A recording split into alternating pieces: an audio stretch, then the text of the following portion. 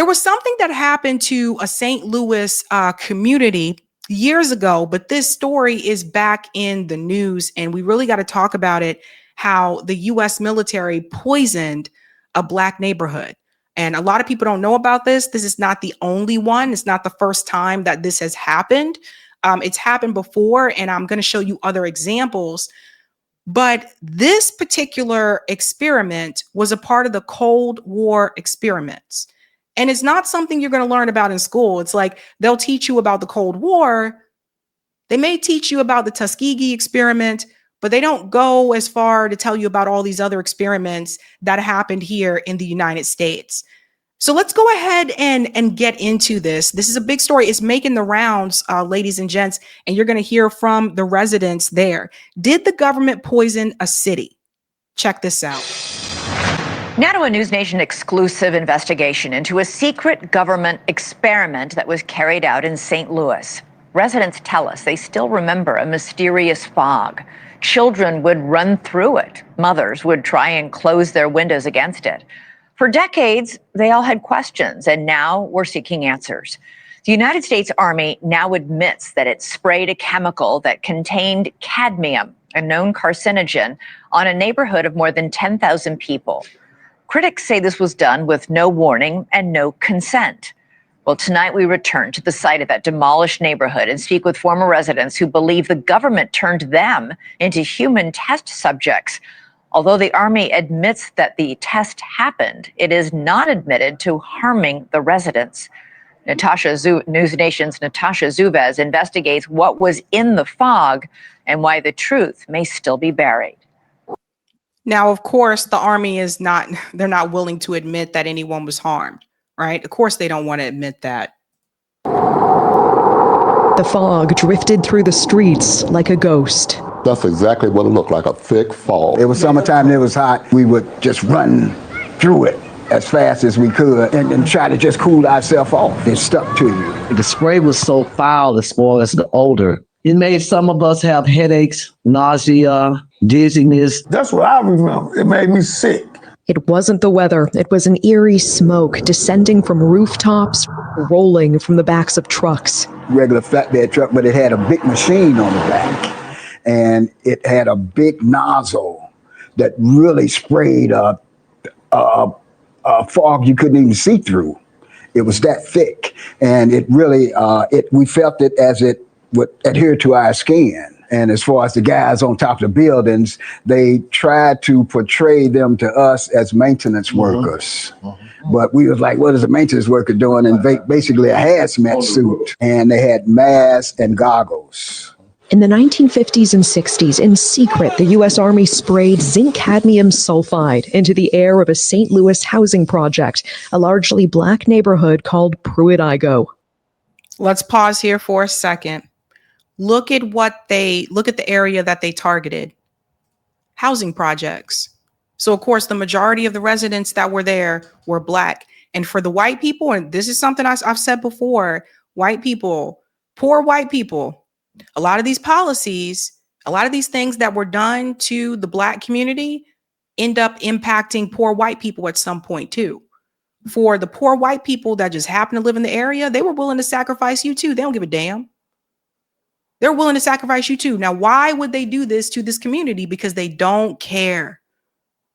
These are the people that we can implement experiments on because you know what? We don't see them as worthy anyway. They wouldn't do this on a wealthy community. You think they would do this on a white suburban community? No. Look at who they experiment on.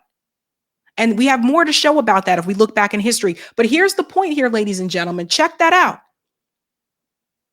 So this is why I've continued to say, poor white people, a lot of these policies, whether it's not implementing universal health care, which, of course, I told you before, one of the reasons they didn't want to do that is because they didn't want Black people to have health care. Whether it's Social Security, which was meant to let's put in these limitations so it'll impact Black people. These things end up impacting poor white people later on down the road too. So for the few white people that live there, you basically just got caught up in the mix.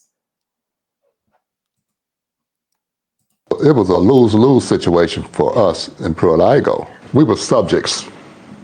We were subjects. They didn't ask for our permission. We didn't ask for them to spray us. My government used me like I was a guinea pig. We're standing at where Pruitt-Igoe used to be here in St. Louis, and it's hard to believe more than 10,000 people used to live here. As we bring our drone up, you can see it's mostly just an empty lot now, overgrown with trees.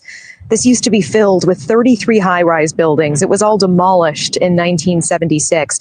And according to the National Research Council, St. Louis was chosen for spraying experiments because it had similar characteristics to Soviet targets like Moscow in terms of population density and terrain and proximity to a river. The government now admits to a secretive series of Cold War tests, including one dubbed large area coverage. More than 30 tests conducted across the U.S. and Canada, spraying zinc cadmium sulfide from planes, rooftops, and vehicles to simulate how a biological attack might spread, all to prepare for potential warfare against the Soviets. That's why it was the Cold War experiments. So they were willing to sacrifice American people right here in this country. They were willing to sacrifice you guys. Like they don't give a damn. This is why I keep saying the government do not care about you. So obviously, if you're spraying these types of chemicals, what is that going to cause? People are going to have health issues. And I want to point to another example. You see what happened with East Palestine, Ohio? All the chemicals that came from the train derailment. Where was the government? Where was the government? They didn't give a damn. People are still sick in East Palestine, Ohio. But these experiments, this was intentional. We want to conduct an experiment. Let's just find this poor black neighborhood. Let's go target this poor black neighborhood in St. Louis. They're black, who cares? And they're poor. So let's just experiment on them. Us been in the military and had top secret clearances. We know how it works. We have died for America. We have fought for America. You are a veteran. I am United States Air Force veteran. Dr. Starks, you're a veteran as well. Yes, I am. I'm an Air Force veteran also. Is there a sense of betrayal here? And I wanted you to hear this part. Some of them are military, they're veterans. And even though they're veterans, it was still the Army who did this to them. They don't give a damn. Definitely. They want to know if those secret tests have anything to do with what they're observing with their own eyes. I lost my two older siblings to cancer. I lost a brother last month. I've been diagnosed recently with a rare form of lymphoma. I had cancer of the left kidney, had partial removal of my left kidney. News Nation reached out to the Army for answers. They provided a one-page response. It says the Army's own Center for Health Promotion and Preventive Medicine investigated in 1994 and found inhalation exposure would not pose a health risk. So, of course, the Army investigated itself. Oh my God, what could go wrong? People sick. Some died. And we talk about the rates of cancer. This is another thing I wanted to mention. You know, depending on what zip code you live in, I think people need to look this up. In Boston here, for example, if you live in Roxbury, which is right next to the South End, which this part of the South End used to be Roxbury, is a whole story around this. But the reality is, if you live in the rich side of the South End versus if you live in Roxbury, which is right next to it, your life expectancy drops by 30 years because you live in Roxbury. You're more likely to have higher rates of asthma because you live in Roxbury. And this is a bunch of different things, whether it's these chemicals, whether it's lead, etc. They are poisoning people. Don't you guys think it's a little bit strange? And I said this before, when I was a kid, when it came to cancer, you probably knew like one or two people that maybe had cancer, right? Like now you notice the cancer rates continue to increase, even among healthy people. So there's environmental issues. There's, I believe what I've said before, the food, the chemicals that they spray on our food. but they outright poisoned this community. Now, the U.S. Army says, no, we didn't do that. They don't want to issue any repair. I don't see the U.S. Army saying, oh, let's try to fix this. Let's pay the families or anything. They don't want to pay. They don't want to implement any repair. But they know they poisoned those people. They also cite later corroborating reviews, including a 1997 review by the National Research Council. Perhaps they assumed we wouldn't read the NRC's 380-page report, but we did, and the Army's statement doesn't show the full picture. In that 1997 review, the National Research Council explicitly says repeated exposure to zinc cadmium sulfide can cause kidney or bone toxicity or lung cancer if levels are high enough. And they admitted they couldn't fully assess the risk. Why? Because some Army records remain classified, it says, for national security reasons. More troubling, key Army exposure records were missing. And when the NRC asked the Army to supply them, the Army said it couldn't find them. Finally, the NRC considered conducting its own study, but concluded it wasn't feasible. In short, it did not test the site, collect samples, or test residents, and they didn't have access to all the data. Their review was based on what the Army gave them, and what the Army either could not find or withheld. The Army ends its statement to News Nation by saying, quote, none of the reports contained evidence of a radioactive component to the zinc cadmium sulfide dispersion test. Of course, the reports aren't going to say that. You investigate it yourself. But I think the residents of that community, I think they should be able to sue. And I think they need to be paid. I think there needs to be some type of repair that's made here. This is terrible. That's someone's life you're talking about. We're not talking about people got a cough or whatever. Regardless, you shouldn't poison people in the first damn place. But it wouldn't be the first time. Residents say the secrecy and delays are no accident. They're waiting us out. They're waiting on all of us to die. But that's not even the whole story, as residents demand to know what else could have been in that spray. They have not come clean with what was in there. Do you believe that it was just zinc cadmium sulfide in that spray? No.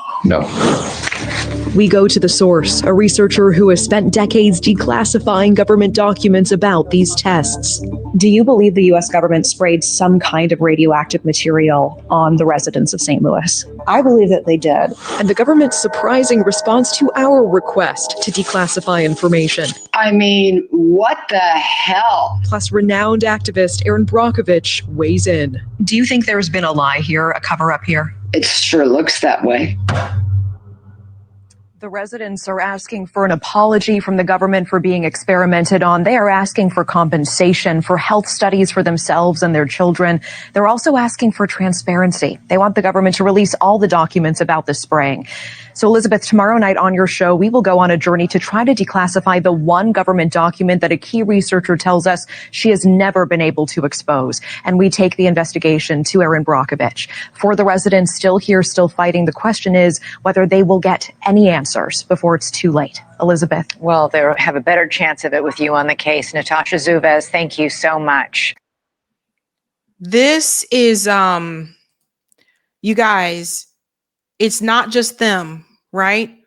This has happened before, and I want to show you other examples. I'm glad that story is back in the limelight, but it also happened in San Francisco. In fact, San Francisco really does need to be the case study for when you look at like some of the things that have happened in other communities in the US. San Francisco needs to be a complete case study. Even when you talk about gentrification, that's one of the things we get into a little bit in the documentary, that you need to look back at what happened to San Francisco, and then you'll understand why things happened in other cities. Similar patterns here, but they were the Cold War experiments. And you can see this here from the San Francisco Press. Cold War scientists push ethical boundaries with radiation experiments. Now, you guys know if you're exposed to a significant amount of radiation, obviously that is going to cause some health issues, like, right? That obviously that makes you high risk there for cancer. But it goes on to say here, the investigative series details how the U.S. Naval Radiological Defense Laboratory, based at the Hunter Point Naval Shipyard in San Francisco, exposed at least 1,073 doctors, military personnel, lab employees, and others to radiation and technical exercises and medical experiments early in the Cold War. So see, it wasn't just St. Louis. This is what I'm saying. It's happened in other places. That was part of those Cold War experiments, but it wasn't the only type of experiment. Now, one of the more ones that you probably heard about was the Tuskegee experiment. This is another example where they experimented on the Black community, in particular Black men, with syphilis. This is another one. We can go back into history. The Tuskegee experiment, the infamous syphilis study. So, and let me tell you how they were sneaky. Okay, let me show you what they did. Check this out. The experiment began in 1932 at a time when there was no known cure for syphilis. This was a contagious venereal disease. After being recruited by the promise of free medical care, 600 African-American men in Macon County, Alabama, were enrolled in the project, which aimed to study the full progression of the disease. Listen how they were recruited. The promise of free medical care. So they were sneaky. And then if we go on a little bit more here, the participants were primarily sharecroppers, and many had never before visited a doctor. Doctors from the U.S. Public Health Service, which was running the study, informed the participants, 399 men with latent syphilis and a control group of 201 others who were free of the disease, they were being treated for bad blood, a term commonly used in the area at the time to refer to a variety of ailments. So, in long story short, they basically gave these men syphilis. Like this is why I've been trying to tell people. They have been doing this. They've been doing these experiments on people. You took sharecroppers, and sharecroppers, before sharecropping, you were slaves. So these are the freed men that they experimented on. And this is what I mean. Like when I talk about repair that is owed to freedmen in this country, this is what I'm talking about. It's not just about slavery. So you see this. So they tricked these men. And here's a picture of them here. Picture of them here. The men were monitored by health workers, but only given placebos such as aspirin and mineral supplements, despite the fact that penicillin became recommended treatment for syphilis in 1947, some 15 years into the study. So you see this?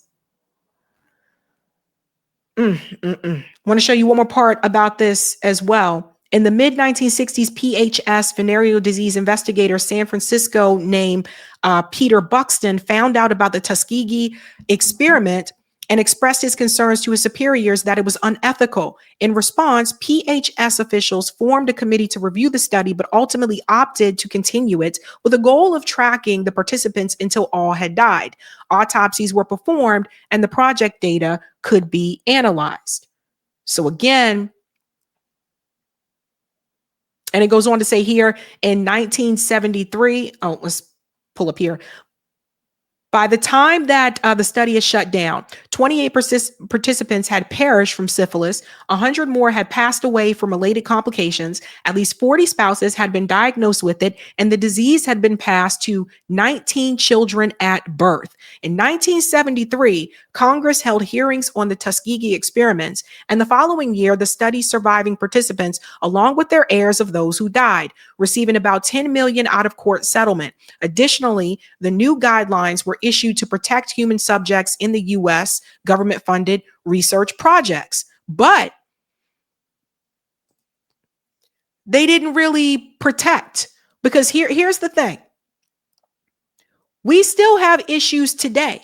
It's not just the dirty water in Flint. I mean, there's a number of ways that the government or the state, the federal government or the state government has poisoned Black communities in this country. There's been different ways that they've done it. Whether it's dirty water in Flint or Denmark, South Carolina, it's not just Flint or Jackson, Mississippi. Whether it's Cancer Alley in Louisiana. And it's really interesting because none of these representatives that are from Louisiana, I never hear them talk about Cancer Alley. This was reported by Human Rights Watch. Check this out. The fossil fuel and petrochemical industry in Louisiana area that has come to be known as Cancer Alley has devastated the health, lives, and environment of residents, Human Rights Watch said in a report released today. Cancer Alley refers to approximately an 85-mile stretch of communities along the banks of the Mississippi River between New Orleans and Baton Rouge, where communities exist side by side with some 200 fossil fuel and petrochemical operations. There was a 98-page report called We're Dying Here, The Fight for Life in Louisiana Fossil Fuel Sacrifice Zone. Documents how residents in Cancer Alley suffer from extreme effects of extreme pollution from the fossil fuel and petrochemical industry. They face elevated risk of maternal, reproductive, and newborn health, cancer, respiratory ailments. So you see, they just keep poisoning people. And the only person who even had, the only candidate that I saw, that I spoke to as well, that had Cancer Alley on their presidential agenda was Jill Stein. It's a known issue.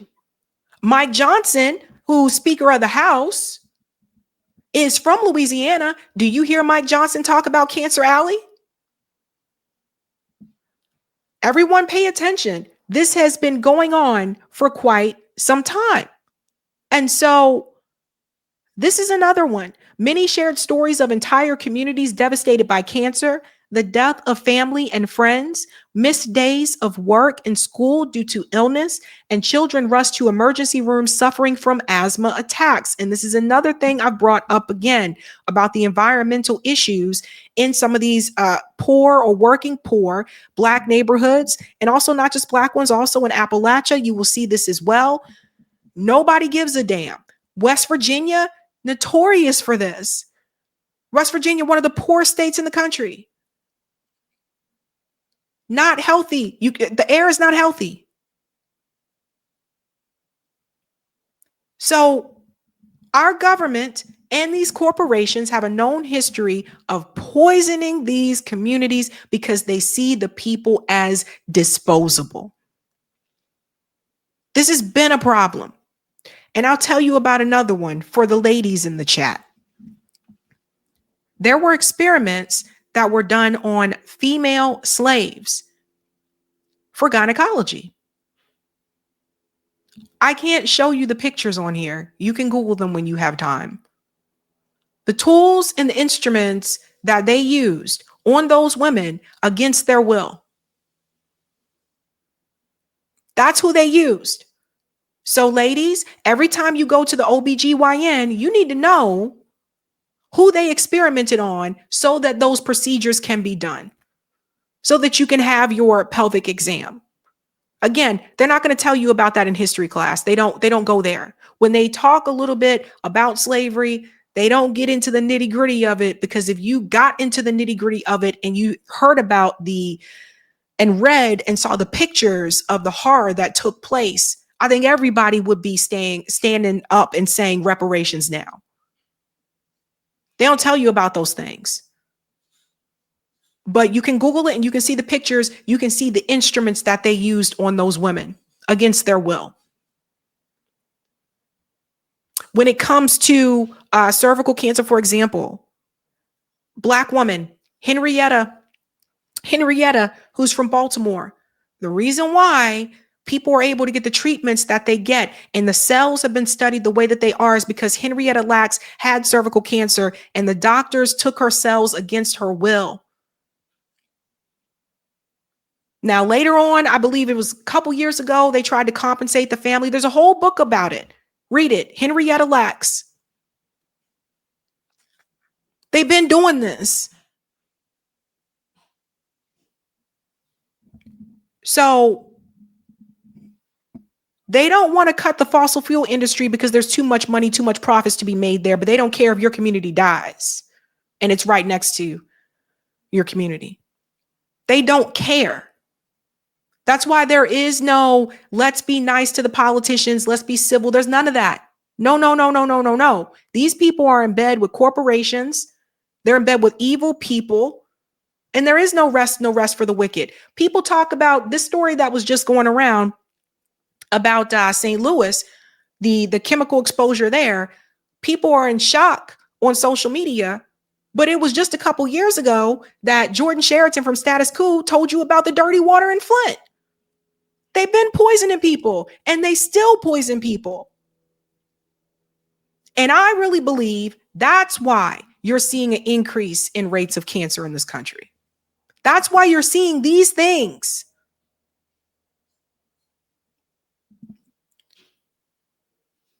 So we got to call it out. And when I talk about pushing back and ways to fight back, when I talk about demands, when I say end the corruption, that's what I'm talking about, end the corruption. And you're not going to end the corruption if you have corporatist shills that are there to benefit the corporations and the military industrial complex. So the politicians aren't going to do anything about this either because they support the MIC.